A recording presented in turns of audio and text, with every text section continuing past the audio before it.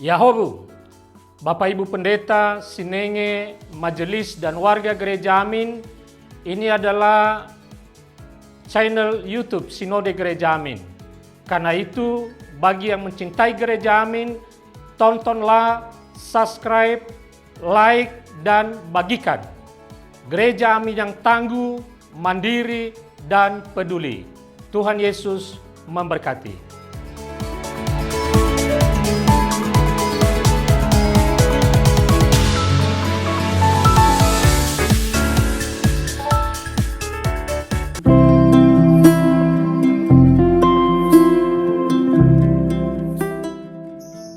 Hai Teens, jumpa kembali dalam acara TFC. Kali ini kita akan menyimak tulisan Bapak Jan Calvin Pindo dalam buku renungan Teens for Christ dengan judul Buka Tangan, berdasarkan Ulangan pasal 15 ayat 7-11. Bersama saya Sema Krisnawiyata Aji, kader pendeta GKI.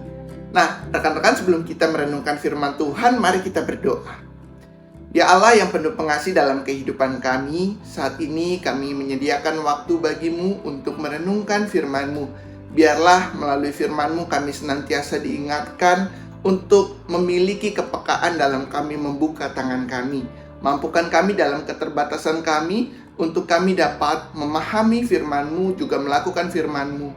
Biarlah Roh Kudus yang menuntun kami di awal perenungan sampai akhir perenungan nanti, dan kami memiliki sikap kehidupan yang terus dibaharui di dalam Tuhan.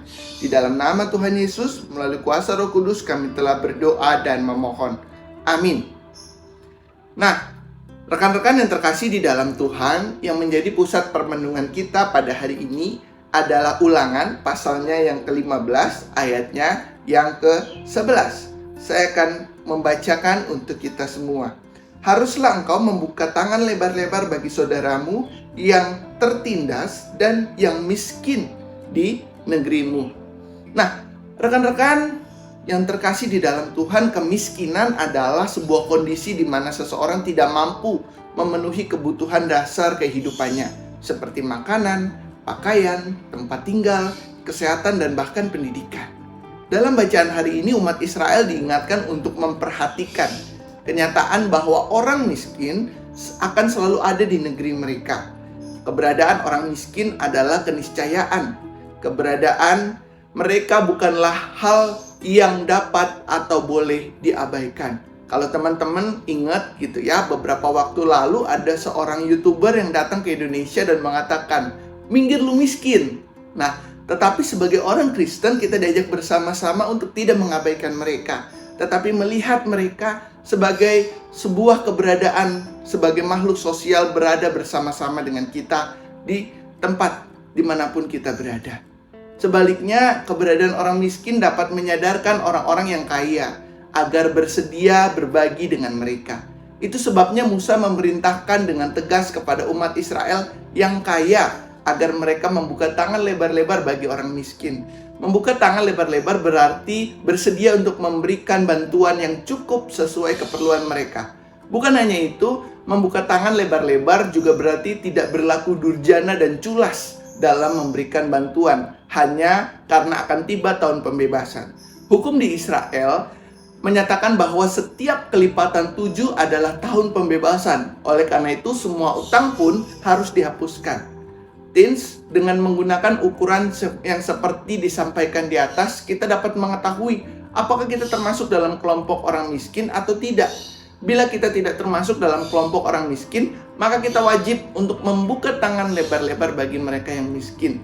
Memberikan bantuan, pertama-tama sesuai kemampuan kita, selanjutnya sesuai kebutuhan mereka yang kita bantu.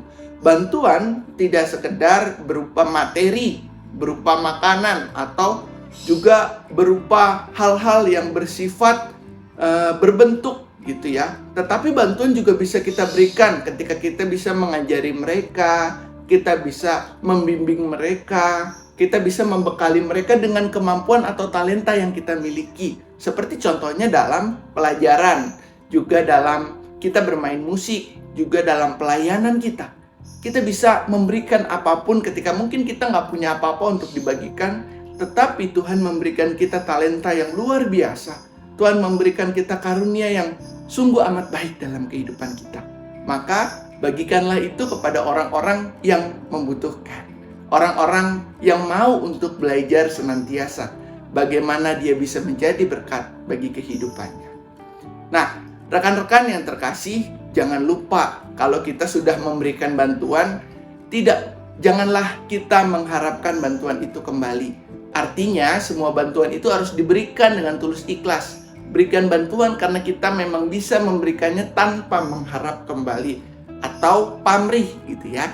Dengan demikian kita menjadi orang-orang yang bukan hanya saja hidup dalam berkat Allah, tetapi sekaligus menjadi penyalur berkat bagi kehidupan kita saat ini. Mari kita berdoa. Terima kasih ya Tuhan ketika kami boleh beroleh firman-Mu pada hari ini. Kami boleh merenungkan firman-Mu tentang membuka tangan bagi sekitar kami, membantu setiap mereka yang membutuhkan.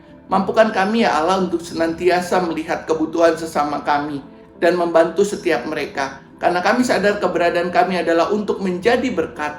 Di dalam nama Tuhan Yesus, melalui kuasa Roh Kudus, kami telah berdoa dan memohon. Amin. Demikian renungan kita hari ini. Jangan lupa untuk subscribe, like, dan bagikan kepada yang lain. Tuhan memberkati.